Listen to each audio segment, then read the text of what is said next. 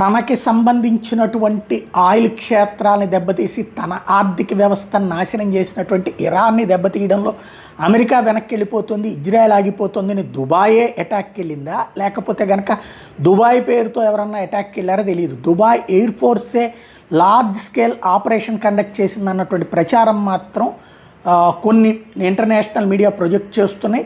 ఇరాన్కి సంబంధించినటువంటి oil operations మీద దాడి చేసిందని, పెట్రోకెమికల్ ప్లాంట్స్ మీద భారీ ఎత్తున దాడికి పాల్పడింది అన్నటువంటి ప్రచారం జరుగుతుంది.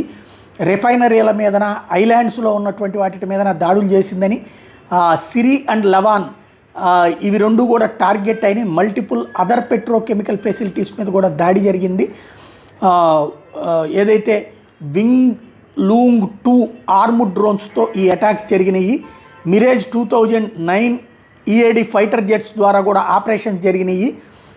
అలాగే ఎమిరేటీ ఎయిర్ క్రాఫ్ట్ వాటికి రక్షణగా నిలిచింది. టోటల్గా దుబాయ్ అటాక్స్కి పాల్పడింది అన్నటువంటి ప్రచారం జరుగుతోంది. ఇది మనం చెప్పట్లేదు, ఇంటర్నేషనల్ మీడియా ప్రొజెక్ట్ చేస్తున్నటువంటి అంశం.